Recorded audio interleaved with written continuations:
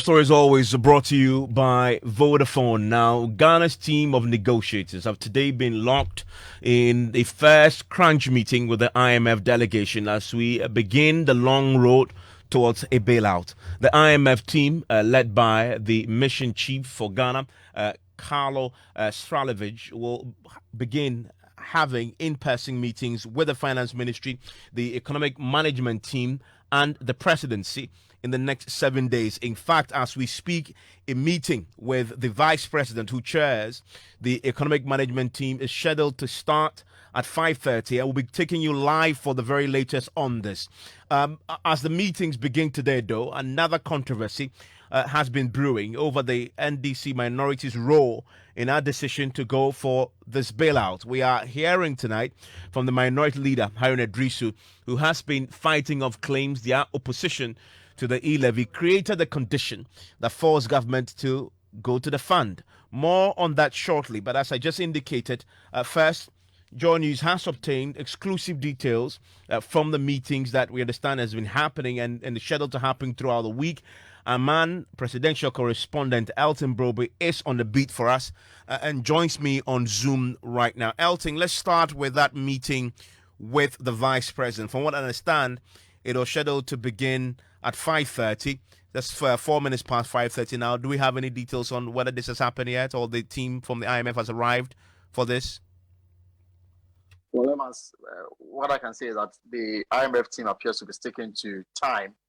So this 5:30 meeting, even though it's not open to the media, they have described it as courtesy call on the Vice President of the Republic of Ghana and to tell them about their mission in the country and to hear from the Vice President as they prepare themselves to start a formal engagement with government officials tomorrow, both at the Ministry of Finance and the Bank of Ghana Secretariat, Bank of Ghana. So this 5:30 meeting is happening at the Secretariat of the Vice President. It is a courtesy call. My information is that the first meeting, which had to do with the Minister for Finance and the Finance Ministry, was to look at the objective of the mission and then a presentation of the enhanced domestic program put together by government. Now, this meeting with the Vice President is solely to introduce themselves to the seat of government, to tell them the reason why they are in the country. And I'm sure the government will have a response to that. So it is a courtesy call.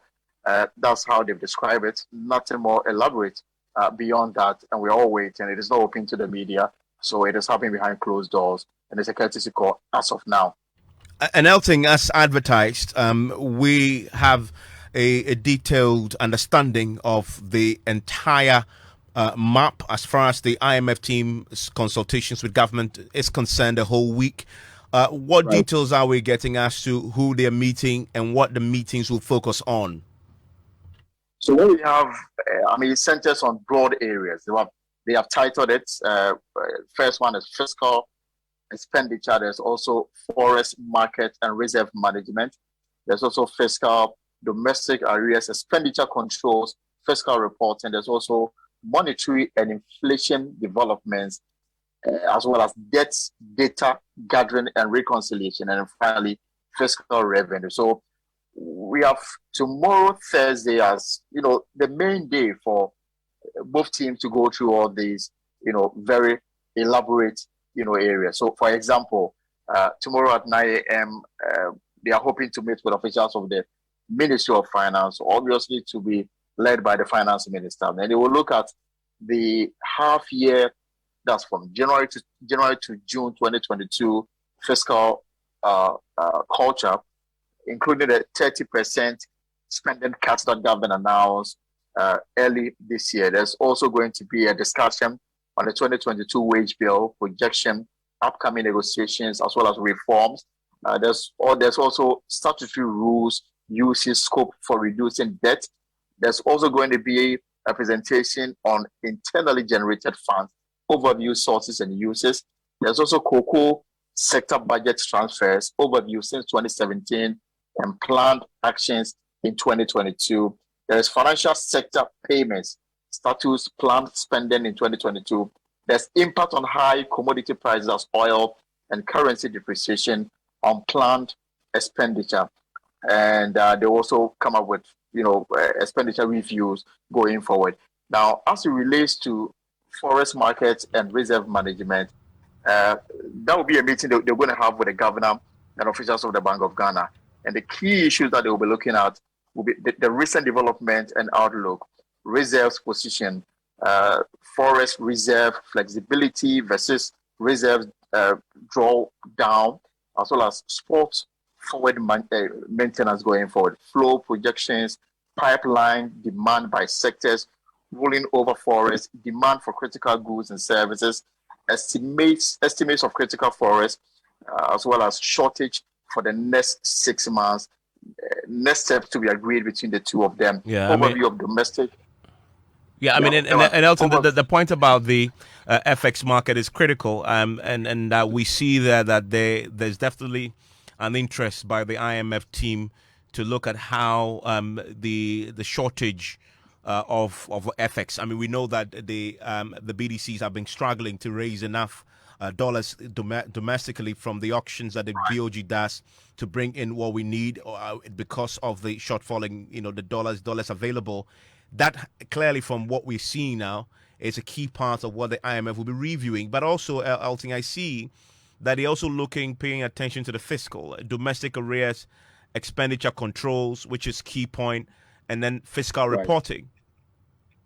Yes, there's also progress and audits of unpaid bills. There's also discussion on data gaps. I don't know whether there's this discrepancies in the way our reportings have been. So they're looking at data gaps as well, and they're looking at the next steps going forward. And then when it comes to monetary and inflation development, there will be a discussion on recent developments and outlook, inflation, trend, decomposition, projection, monetary policy shares, control, bank financing, overdraft policy limits, central bank accounts, and a lot more that they will be going into. And then Evans, obviously, one of the important things that they will be looking at is debt, data gathering, and reconciliation. They're looking at domestic and external debt. Pretty elaborate when it comes to these meetings. And these meetings, you see that bulk of it is with the Ministry of Finance. And then there's one meeting, I believe, on Thursday with the central bank. The two meetings with the central bank.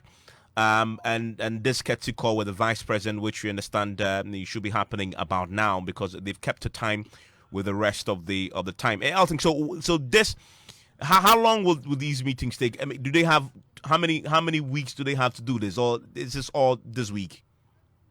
So my information, this is just all this engagement is supposed to be concluded within 7 days, and they're also hoping to engage civil society groups on their perspective as far as government decision to look to the IMF for financial support is concerned. So CSO will have their take hopefully within the 7 days. Now, bottom line is that all the information that they are gathering, data, reconciliation, and matters relating to the fact that we've applied to be considered for some kind of a bailout, it will form the basis upon which the broader discussion will take place to come to a conclusion as to whether Ghana should be assisted or not, and if Ghana should be assisted, to what extent can the assistance be. Ghana is looking forward to assessing between $2 and $3 billion. Will the country be in a position to fulfill the conditions that may come? Where the government has already, prepared 19 questions and has answered all of them as it relates to our application to the International Monetary Fund. So this is just, for want of a better word, foundation upon which the broader discussion to consider Ghana's application will be, addressed. Elton, thank you very much. Very detailed indeed. And the planned meetings and what they'll be looking at, the agenda, gives us a sense of what the IMF is interested in. It's really everything you can imagine as far as the economy is concerned. Professor Godfred Bokwing is an economist with a very detailed understanding of how the IMF proceeds when it comes to fund programs, and joins us on the telephone line right now. Prof, I'm grateful for your time here on Top Story.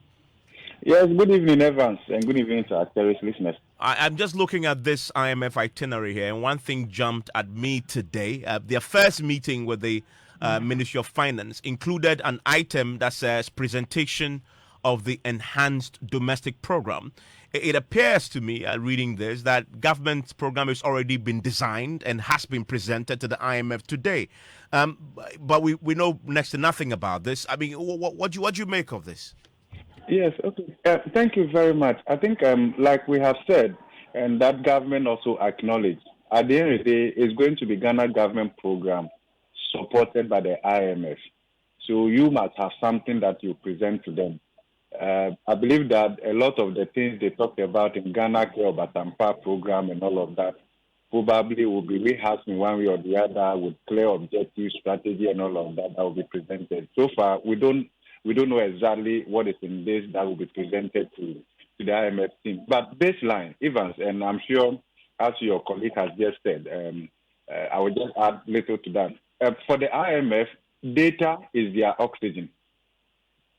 Anywhere they show up is data. You deny them data, they stop breathing, they will die. So this 1 week visit is largely data gathering, data validation.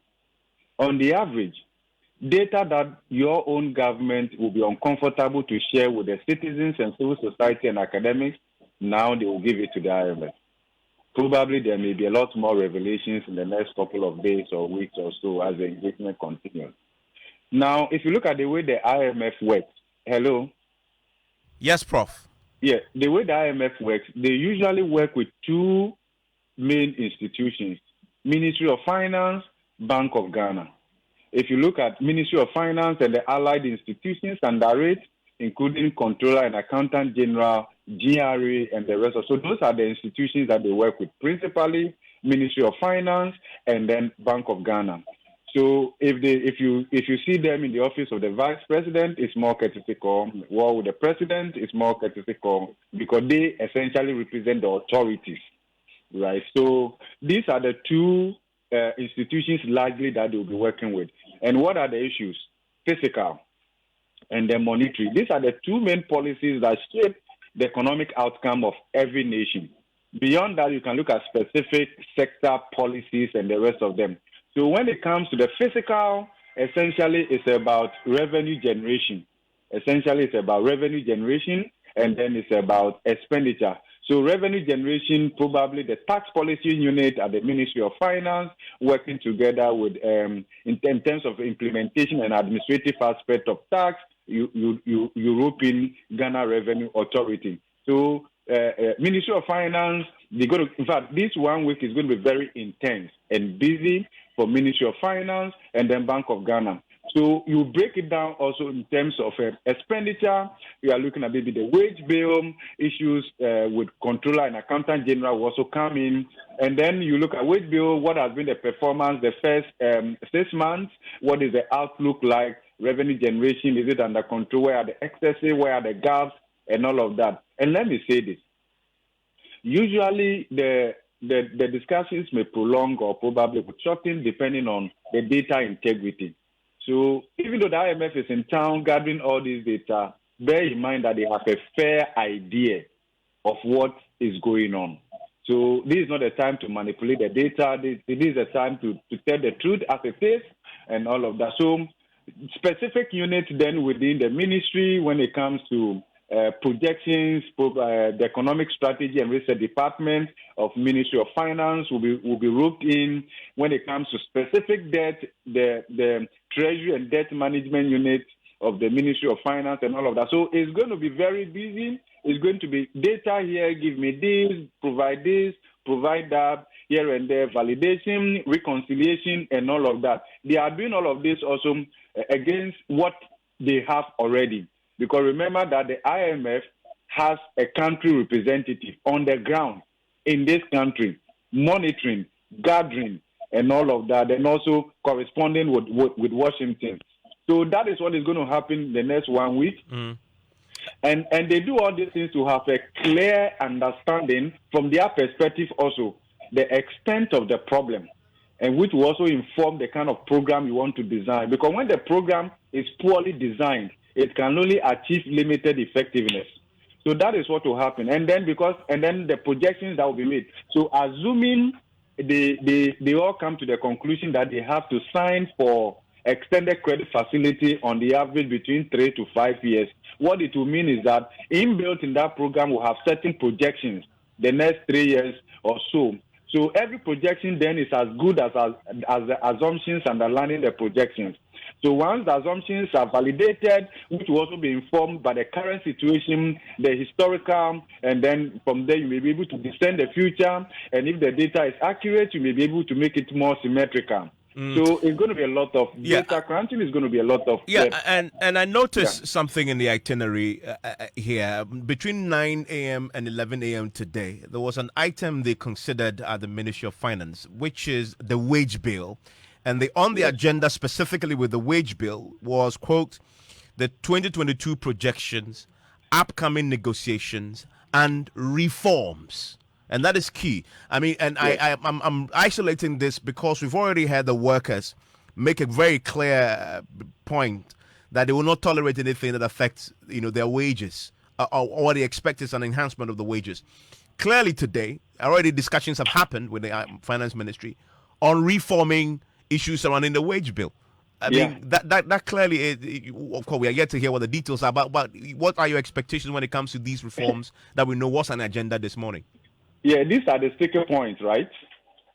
So unlike the 16th IMF program under the former administration, there was the Senchi consensus where there was broad understanding about containing the wage bill with organized labor, I think TUC, UTAC, and the rest of them. This time round, we are having this negotiation or this announcement at a time when there is considerable level of labor unrest or agitations, and they've already been sounding the alarm here and there, whether it's about university lecturers or it's TEU or it's NAGRAT or it's NAF or so. So these are the complex dynamics that requires broader consultation as we go forward. And that is why this morning on Super Money Show, we said that government needed to engage and rope in civil society, trade unions, across the different occupational groups. And then you're also looking at private sector, you are looking at civil society and all of that, so that at the end of the day, there is a broader consensus around how do we get out of where we find ourselves, so that we don't design a program only for a week later or so for labor to say, no, we reject this, we're going to be on the street and all of that. So these are the sticky points that I believe that a lot more negotiation and tact is required to navigate our way through. What is important right now, and the admission from government with the announcement that we are going for the IMF program, is for every Ghanaian to know that we are in crisis. Okay, so you can't exactly get what you ask for. This is a time where we all need to come to the table and put Ghana first. We both must have Ghana that we want to be proud of. So it's not a situation where you want to say that it's about what we want and nothing else. I think we are in crisis. We need to recognize that. If you look at the speed with which the IMF arrived in this country, it tells you that all is not well with this country, all is not well with our finances. And I'm sure as they go through the data from Bank of Ghana, reconciling that with Ministry of Finance, and looking at the projections, they will be able to establish where the gaps are, where the deficits are, what meaning do we make out of those deficits, which will then inform the size of the program, the financing needs, balance of payment support that is needed and all of that, and how quickly some of these things needed to be concluded for some kind of inflows to trickle in. But already, as we have said, that the mere announcement of engaging the IMF is already yielding some dividend on the secondary market in terms of moderating the pressure and probably a sign of some level of market confidence coming in, even at a time when faith is pierced in our economy and then confidence is wounded. Professor Godfrey Bopin, thank you very much. And if you're just joining us today, we're getting a bit more detail about the IMF meetings that have been happening today. One of the things that, one of the items that had been discussed already with the Finance Ministry, and if you're a worker, you pay attention to this, and it'll be interesting for you to note that already the IMF is scrutinizing the wage bill and on the agenda today had already been discussed between 9 and 11 a.m. We understand from our sources that reforms to the wage bill was clearly on the agenda and has been discussed. They've also looked at the upcoming negotiations, right? And that includes negotiations with the workers when it comes to the wage bill. It has been discussed already with the IMF. What we don't know is what the outcomes will be. Will government have to make amendments to the discussions and what they had agreed to do for the workers? But clearly, they are being looked at. There will be reforms, it appears. There could be reforms at the end of the discussions because it was on the agenda and today it has been asked. Even before we get to know what the outcomes will be at the end of the day from these discussions, the workers say when it comes to the wage bill, one of the things they will not tolerate is a freeze on employment. The last time the IMF was here in 2015, part of the agreement included a net freeze on employment. Well, listen to the Ghana Medical Association insisting that they will not tolerate that this time around. This is the General Secretary of the Association, Titus Bayo, who was speaking to me on PM Express last night. So that is a rather simplistic view of things. If you want to reduce the wage bill to a revenue percentage, why do we assume that the only way to do that is to cut the wage bill? It's a matter of fractions. So why don't we increase the revenue? And we can increase the revenue by increasing productivity. That would also make that percentage still possible. But you raise a very important point. You raise a very important point. So if you go for only cutting down the wage bill, then you've done nothing. You are having two sides of a scale. You want to improve it. And the cheaper and easier option that governments go for is just reduce employment. You don't need to freeze public sector employment to improve that percentage that we are talking about.